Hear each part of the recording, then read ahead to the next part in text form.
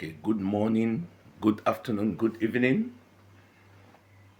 Greetings all the way here from the United Kingdom of Great Britain. This is Mula Wunja. Now we have been seeing what's happening in Cameroun.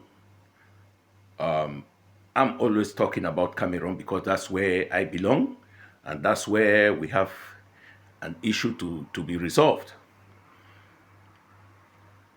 Before I begin this broadcast, I want to send warm greetings to every Cameroonians all over the world. Both the Southern Cameroonians and La République des Cameroonians all over the world. Ladies and gentlemen, this is Mola Wunjambua.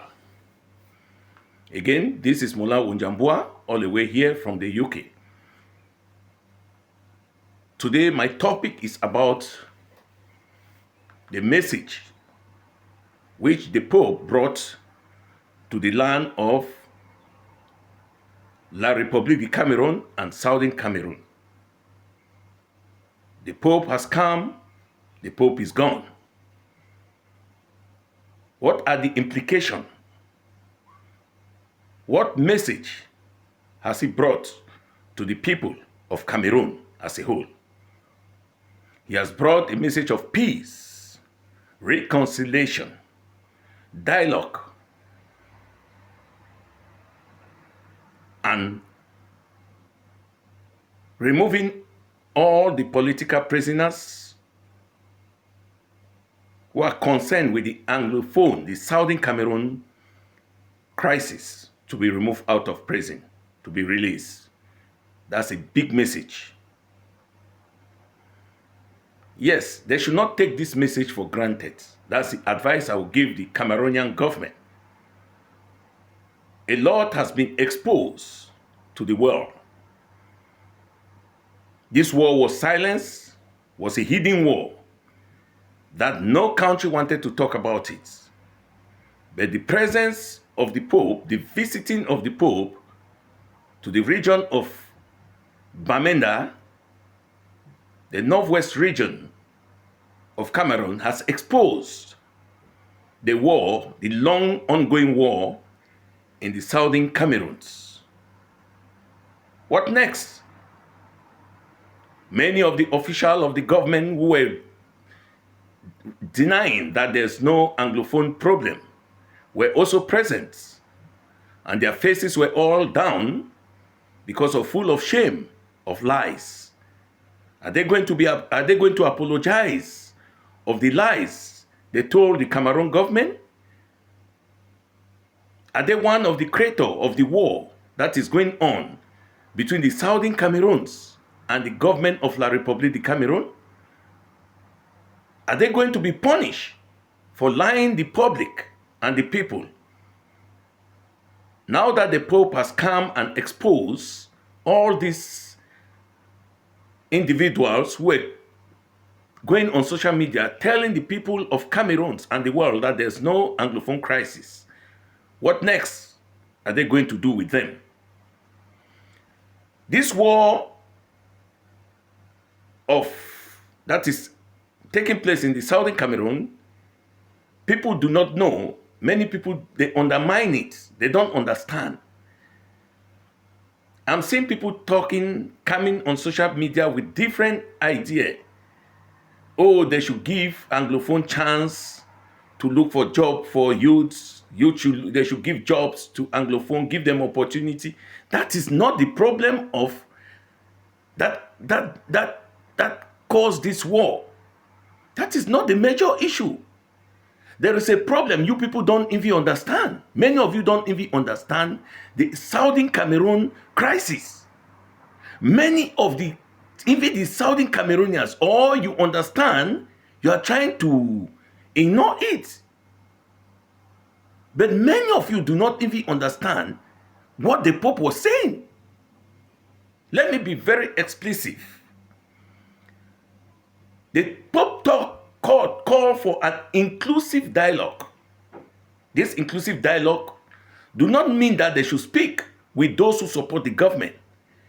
The inclusive dialogue do not mean that you should call those in power, the Southern Cameroonians who are in La Republique, the Cameroon government, to speak with them. You cannot speak by yourself. This inclusive dialogue means they should call all the stakeholders. The Cameroon government, the La Republique government should choose their representative. The Southern Cameroons should choose their representative and bring them on the table to talk, because this was a union between two entities, two countries. It wasn't something like one country, then there is a tribal issue. No. This is a two countries that came together, and there is an issue to be solved because one of the country want to swallow the other country or has swallowed the other country. So dialogue has to take place inclusively, including those who are fighting for self-determination, which is their independent rights. That is why the Pope said inclusive dialogue. Inclusive dialogue does not mean you talk to the only those who are for federation or those who are for the unity state. It means talk to those also, the major people who are for separation. If it's only this federated state, it's easy to just go and say, okay, let's put Cameroon into 10 federated states. It will not still work. That is not an inclusive dialogue. Anyway, let me come back to what I'm telling you people. People they undermine the problem of Southern Cameroons. Southern Cameroon was a country, a territory, a mandated trust territory to the British government by the United Nations control.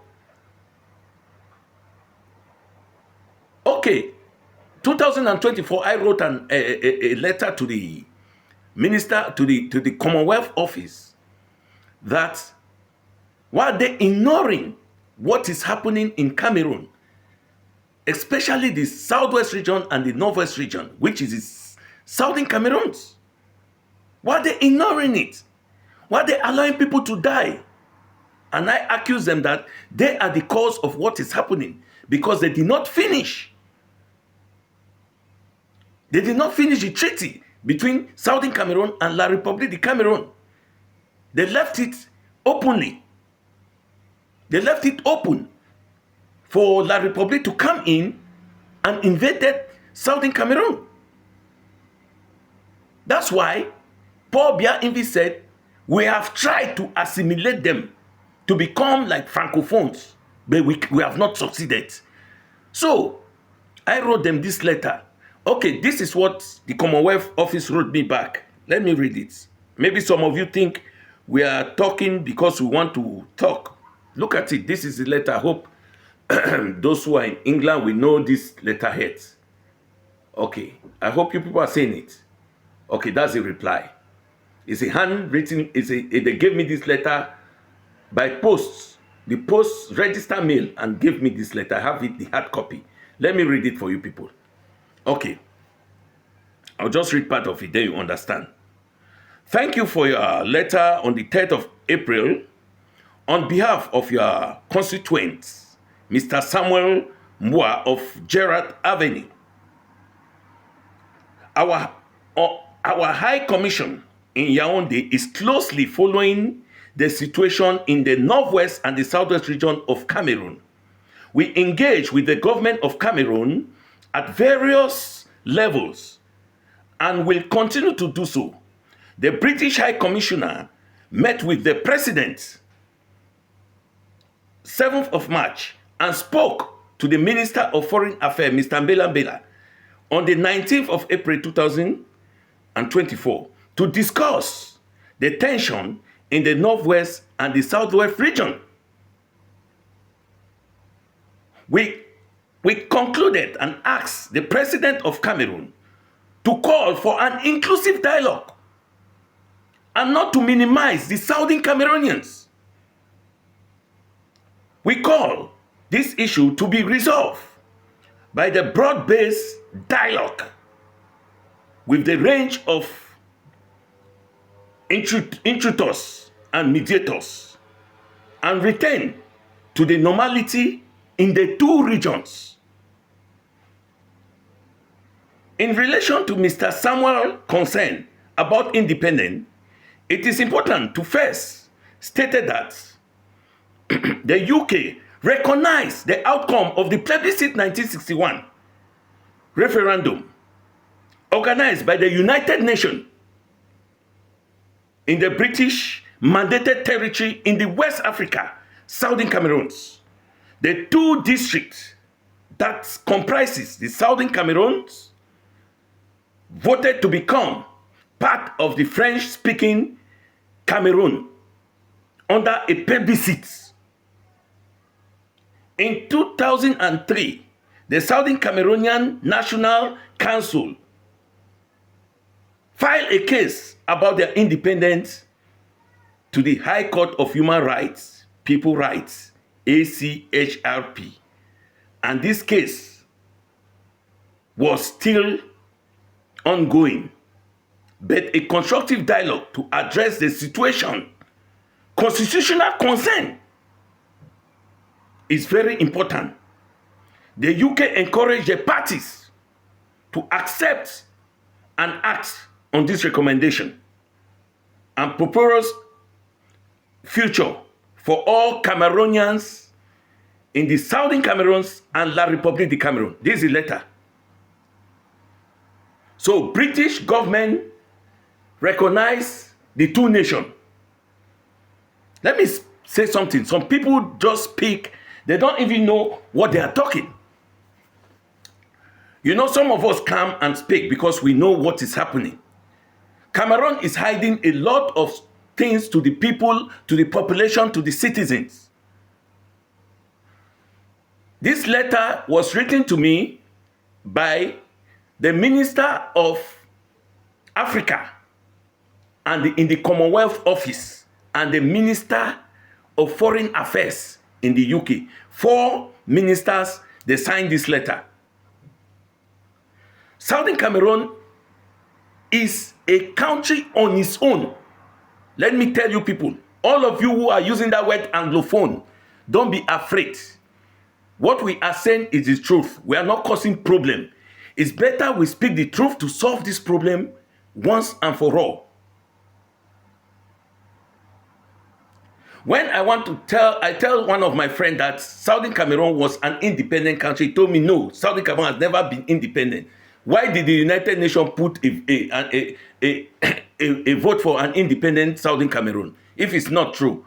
Yes, they gave us independence by, there's no country where you say, join these people, have independence by joining another person. It doesn't exist. That's where Southern Cameroon are saying that. If they were treating us well, then I think this matter would have not reached this level. If they were treating us like one brothers, as they claim, then we would have not been to this level. So when I see you people, some of you talking, saying that, oh, we are married to French Bamileke, we are married to Yaoundé, it doesn't make sense. Some people here are married to English people, some people are married to Belgian. It doesn't mean you people you will not keep your territory. It doesn't mean you are not a national in your own territory. You understand? Our problem is the sovereignty, which we need, because we have not been treated well since 1961. You saw it. British wrote it. Yes, we decided to go there, but there was not the agreement was not finished. So we are just there like they can't even call us a thief in their country. So what they are giving you people like a prime minister is just to keep you keep you there doing nothing. You have nothing to gain from there. What they do, they drain all the resources from us. Then they choose some few people, give them position in the government, who will stand for them and suppress us. That's what is happening. But now the eyes of people, the Southern Cameroonians, are open. Many people are getting up from sleep. So what next? The Pope has come. It has called. You see, before the Pope came, he has consulted other countries, senior countries. Look, this letter was written to me, reply 2020, early 2025. I wrote this letter 2024. The reply came back 2025. It means discussion has been going on about this issue, because what the British people wrote is the same thing the Pope came there and said it. It's the same. An inclusive dialogue without any intimidation. Call all the parties. There is no wrong if you call everybody. Then the majority people said, okay, we want to be in federated states, or we want to be in unity states, or we want to separate. There's nothing wrong. For me, I see nothing wrong. It doesn't mean if you people, you separate, we are not friends. We are not brothers. What of the northern Cameroon who have joined the Nigeria? Are you people not friends with Nigeria? You are still friends. So, what is the matter? What of Equatorial Guinea? They were part of Cameroon. Are you people not friends? What of Gabon?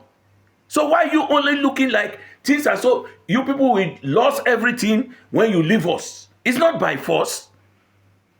History can never be wiped. That's the message I brought for you people.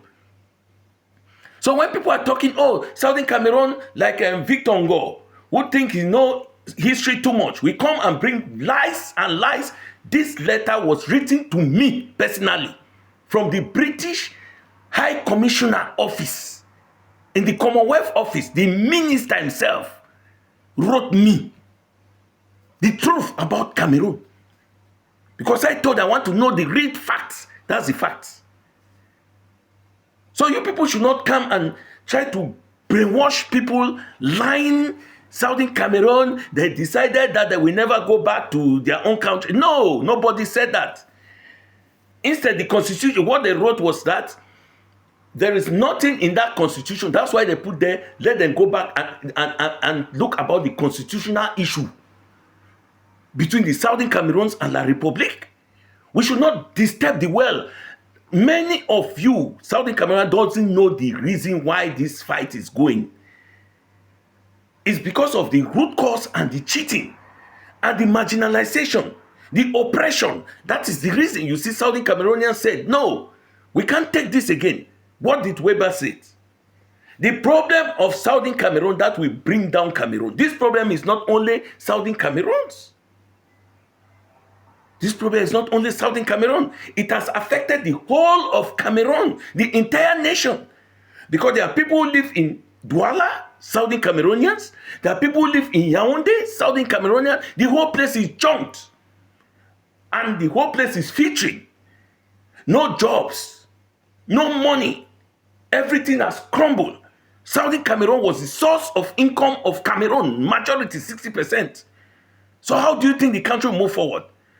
It's a simple thing to solve this problem. Call for national, inclusive dialogue. Don't put a curfew that, oh, if these people come, we are going to arrest them. You are causing more problem because those boys there in the bush, those guys, let me tell you,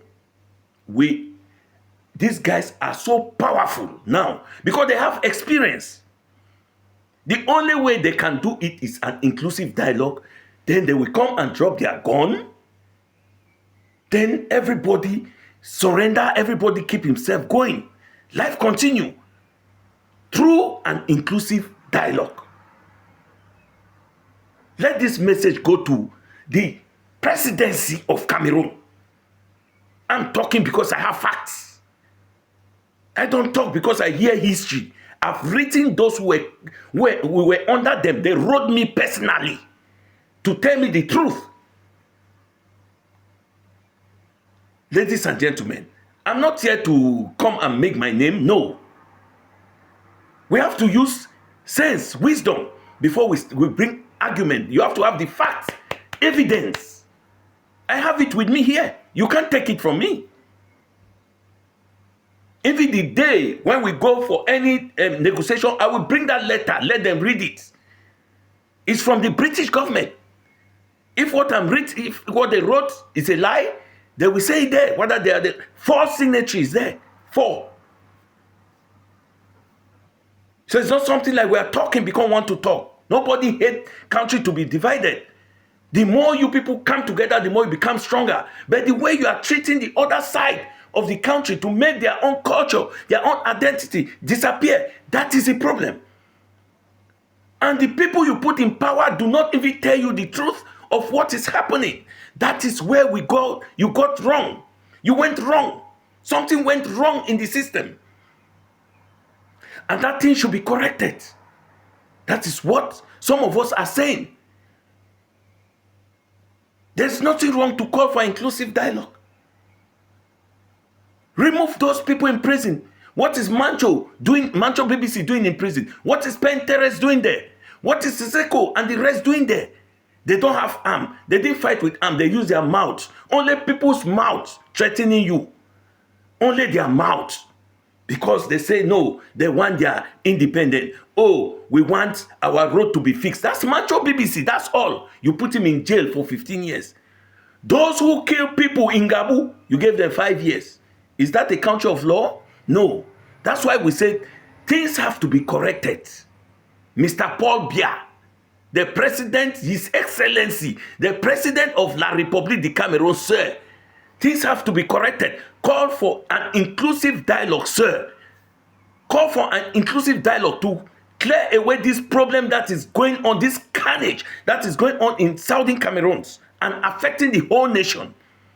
Call for an inclusive dialogue, sir. If they don't tell you, there are people here who are very, very expertise in crisis management. And that is the greatest problem you people have in Cameroon. Because people are afraid to talk and they don't know how to handle the crisis. They go on and say Cameroon is one and indivisible. They are playing with you people. Every day they are whining time. But Cameroon is moving backward every day. While you are whining time. For nothing. Cameroon would have been one of the most powerful nations in the world. Look at the Victoria Seaport. You abandon it because it's not from your area. That is already marginalization. Look at the Tico Airport. You abandon it. It's not from your area. The whole Southern Cameroon, there's no one airport. The airport in Bafut, now you are dismantling everything when the Pope came and look at, you are just showing what is not right. Continuously.